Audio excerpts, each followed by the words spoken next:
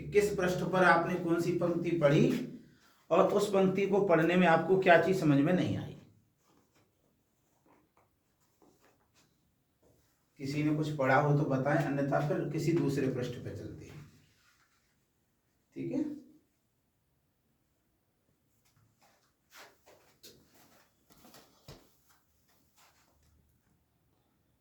आ जाइए, तुम भी आ जाओ, सौरभ मिश्रा जी। कोई बताएगा कुछ? जय सिया राम, जय सिया राम। ऋषिकेश पंचांग के 24 पृष्ठ हमारे कंप्लीट हो चुके थे। इन पृष्ठों में से किसी ने कुछ पढ़ा हो, जो कोई चीज समझ में नहीं आई हो, तो वो व्यक्ति पूछ सकते हैं। अगर आ गया है तो फिर आगे चलते हैं। और जो भी आपको पढ़ाया वो रिकॉर्ड करके आपके ग्रुप में भेज भी दिया है, तो जो देख लें। उसको नहीं समझ पाए तो अभी 2-3 दिन की छुट्टी रही तो उसमें देखा होगा आपने। चलिए, अब अपन इसी पृष्ठ को ले लें, ये ज्यादा सही रहेगा। अब अपन चलते हैं, क्योंकि अपन तिथिवार नक्षत्र योग आदि देख चुके हैं ना।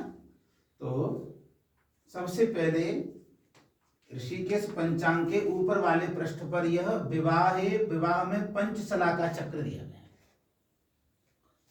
विवाह में लता पात युति वेद, विवाह में जो 10 रेखाएं होती हैं उसमें से चौथी रेखा का नाम होता है वेद रेखा। ठीक है, और उस वेद रेखा को कैसे देखा जाता है? ये उस वेद रेखा को देखने का चक्र है। ठीक है, जैसे मान लीजिए कि मघा नक्षत्र में विवाह होता है। मघा नक्षत्र विवाह का नक्षत्र है। रोहिण्यो उत्तर रेवत्यो मूलो स्वात मृगो मघा अनुराधाच हस्तक्ष विवाहे मंगल प्रदा। तो मघा नक्षत्र विवाह का है। तो यहां पर चार्ट में आप देखेंगे कि मघा नक्षत्र में यदि विवाह हो रहा है तो मघा नक्षत्र का वेद किससे हो रहा है? श्रवण से। वेद माने बीधना, निशाना लगाना। ठीक है, तो मघा नक्षत्र के सामने कौन सा नक्षत्र आ रहा है? श्रवण। तो मघा नक्षत्र विवाह का है, लेकिन मघा का नक्षत्र श्रवण से है।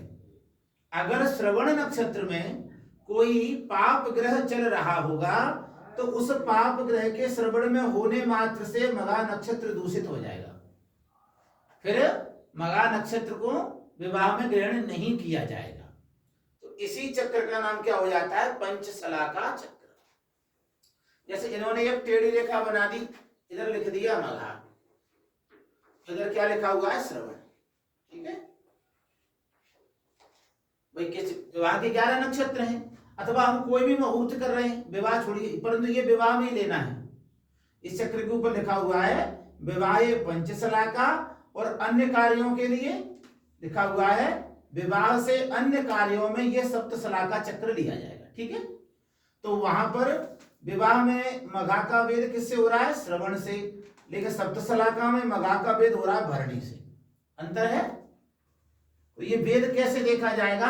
मघा नक्षत्र में विवाह हो रहा है, लेकिन अगर कोई ग्रह श्रवण में चल रहा है तो उस श्रवण के नक्षत्र के कारण मघा नक्षत्र वेधित हो रहा है, दूषित हो रहा है, इसलिए मघा नक्षत्र को छोड़ दिया जाएगा। ठीक है, और इसके आगे इसमें ये सूक्ष्म बात कही कि मघा के 1, 2, 3 और 4 चरण होंगे। तो आपकी विवाह की लग्न पहले चरण में है, द्वितीय में, तृतीय में, चतुर्थ में, किस चरण में है लग्न का समय? ऐसे ही श्रवण के होंगे 1, 2, 3 और 4। तो कह रहे हैं कि मघा का श्रवण से वेद होता है, लेकिन यदि सूक्ष्म रूप से देखा जाए तो मघा के चौथे का श्रवण के पहले से वेद होगा, मघा के तीसरे का श्रवण के दूसरे से वेद होगा, मघा के दूसरे का श्रवण के तीसरे से होगा, मघा के पहले का श्रवण के चौथे से वेद होगा। ये क्या हो गया? वेद दोष देखने का एक सूक्ष्म तरीका हो गया। पहले तो नक्षत्र का नक्षत्र से देख लिया, लेकिन अब हमें देखना थोड़ा और सूक्ष्म। अगर हमारे विवाह की लग्न मघा के चौथे चरण में है तो फिर उस ग्रह का श्रवण के प्रथम चरण में होना दोष माना जाएगा, बाकी 3 चरणों में होने पर कोई दोष नहीं माना जाएगा। इसमें भी 2 मत हैं। एक मत कहता है कि पाप ग्रह का वेद हो, यानी मघा नक्षत्र में हमारा विवाह हो रहा है और श्रवण नक्षत्र में हमारा मंगल, सूर्य, शनि, राहु, केतु चल रहे हैं, तो कह रहे हैं कि तो फिर चरण नहीं देखना चाहिए, पूरा का पूरा नक्षत्र ही दूषित हो जाएगा, इसमें चरण देखने की आवश्यकता ही नहीं है, क्योंकि पाप ग्रह के वेद से संपूर्ण नक्षत्र दूषित हो जाता है। तो फिर हमें ये चरण मिलाने की आवश्यकता ही नहीं है, छोड़ देना पड़ेगा हमें। लेकिन यदि शुभ ग्रह से वेद हो, गुरु से और शुक्र से, तो कह रहे हैं तो फिर चरण वेद देख लीजिए आप।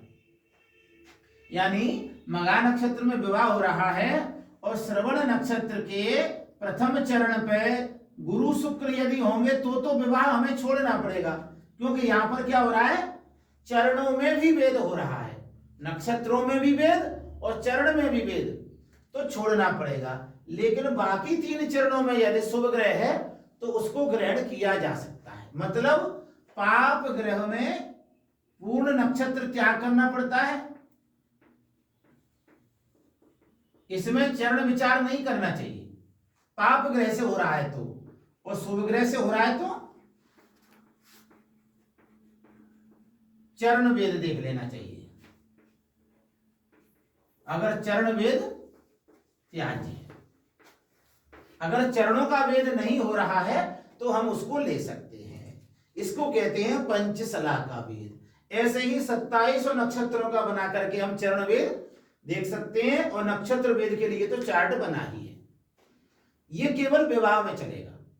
अच्छा, अगर कोई दूसरा कार्य कर रहे हैं तो फिर ये हमें सप्तसला का चक्र देखना पड़ेगा, चाहे वो दुकान का आरंभ हो, वाहन का आरंभ हो, गृह प्रवेश, गृह आरंभ हो, कोई भी अन्य विवाह के अलावा सभी कार्यों में जब हमें वेद दोष देखना होगा तो हमें इस चक्र के द्वारा देखना पड़ेगा।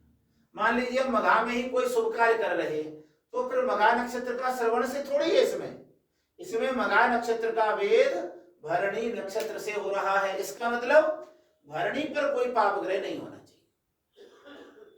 इस प्रकार से ये दोनों चक्रों को समझ लेना चाहिए। अगर है तो यहाँ पर भी चरण वेद यहाँ पर भी देखा जाएगा, पहले का चौथे से, चौथे का पहले से, दूसरे का तीसरे से, तीसरे का दूसरे से चरण वेद होता है। ये दोनों चक्र विवाह और अन्य सभी मुहूर्तों में लिए जाते हैं। अब अगला चक्र जो बना है बाण पंचक विचार। ये बाण पंचक विचार क्या है, विवाह में जो 10 रेखा दोष होते हैं उसमें जो 6वीं रेखा है उस रेखा का नाम है बाण पंचक। 5 प्रकार के बाण होते हैं, ठीक है, रोग बाण, अग्निबाण, नृपबाण, चोर बाण और मृत्यु बाण। बाण का कार्य क्या होता है, वेदना, अपने लक्ष्य का वेदन करना। तो उसी प्रकार से हम कोई भी शुभ कर्म कर रहे हैं, विशेष करके विवाह में, तो यह 5 बाण दोष अवश्य देखे जाते हैं। अब कैसे देखना चाहिए, तो साफ साफ लिखा हुआ है कि बाण निर्णय में सूर्य के गत अंशों के आधार पर देखा जाए, गत अंश क्रम से देखा जाएगा। कैसे देखते हैं गतांश से, जैसे हमने ग्रह स्पष्ट किया और ग्रह स्पष्ट में सूर्य के अंश कितने, हमें ये देखना है। जैसे राशि नहीं देखना है, हमने देखा 4, 17, 22, 30, तो ये है राशि, ये है अंश, ये है कला और ये है विकला, ठीक। ये हमारा क्या है, सूर्य स्पष्ट है, तो ये सूर्य के गतांश होते हैं। यहां जो लिखा रहता है वो क्या होता है, सूर्य के गतांश होते हैं। गतांश का मतलब सूर्य 4 राशि पार करके 5वीं में चल रहे हैं, यानी सिंह में है। सिंह राशि में भी 17 अंश पार करके 18वें अंश में चल रहे हैं। 18वें अंश की भी 22 कला पार करके 23वीं कला में चल रहे हैं, और 23वीं कला की 30वीं विकला को पार करके 31वीं विकला में चल रहे हैं। तो यहाँ जो अंश है वो क्या है, गतांश है। तो क्या इस हमारे चार्ट से 17 लिखा हुआ है, कहीं ऊपर ही लिखा हुआ है 17, यानी रोग बाण। यानी जिस समय आपके कार्य की लग्न है, जिस समय पर आप विवाह की लग्न निकाल रहे हैं, उस समय पर यदि सूर्य के गतांश 17 हुए तो कौन सा बाण माना जाएगा? रोग बाण। रोग बाण माने इस अनुष्ठान में, कार्यक्रम में किसी व्यक्ति को भयंकर रोग पीड़ा हो सकती है। ठीक है, 17 ही नहीं, ऐसे ही यहाँ पर अगर 8 अंश होंगे तो भी रोगबाण होगा, और 26 अंश होंगे तो भी क्या होगा? रोगबाण होगा। बोलना? हाँ बोलो। इसमें रोग बाण जो होगा वो कोई व्यक्ति को होगा या पति पत्नी को, जो वर वधु? नहीं, जिसके लिए अनुष्ठान चल रहा है उसके लिए ना, वर और वधु के लिए। हाँ, वर वधु के लिए विशेष हानिकारक है, जिसके लिए हो रहा है कार्य उसी के लिए देखा जाएगा। तो इसका विशेष निषेध किसमें किया गया? उपनयन में। उपनयन में रोग बाण को विशेष देखा जाएगा। अब लिख रहे हैं सशल्य अग्नि बाण। अगर सूर्य के गतांश 2, 11, 20 और 29 होंगे तो क्या होगा? अग्नि बाण होगा। मतलब आग लगने का भय रहेगा, आग से दुर्घटना होने का भय रहेगा, सिलेंडर फटने का डर रहेगा, कोई आग में गिर जाए, आग की भट्टी में गिर जाए, इस प्रकार की घटनाएं सावधानी असावधानी बस हो जाती है। तो अग्निबाण का विचार किया जाता है गृह निर्माण में, कि घर में आग लग गई, पूरे घर के लोग ही जल के स्वाहा हो गए। ठीक है, अब ऐसे ही नृपबाण आ गया, यानी राजा के द्वारा आपको कोई बाधा होगी। तो यदि सूर्य के गतांश हमारे 4, 13, 22 होंगे तो राजबाण अथवा नृपबाण होता है। यानी आपके उस कार्य में राजा द्वारा, शासन द्वारा कोई बाधा उत्पन्न करना, आपको कष्ट देना। किसी ने झूठी शिकायत कर दी कि लड़की अभी 18 वर्ष की नहीं है, अब तुम्हारे पास तत्काल में दिखाने के लिए कागज नहीं है कोई, तो विवाह में सरकार तो तुरंत कहेगी लाओ दिखाओ कि हमारे कागज तो गांव में रखे हैं, विवाह दिल्ली में कर रहे हो, कागज गांव में रखे हो, तो विवाह होने नहीं देगी पुलिस। व्यवधान हो गया। ऐसे बातें, अथवा आपके में कोई चोरी हो गई, चोर बाण है उसमें चोरी हो जाती है, लेकिन किसी भी प्रकार से शासन का, पुलिस का इसमें हस्तक्षेप होना और आपको कष्ट पहुंचना, ये राजबाण का मतलब होता है।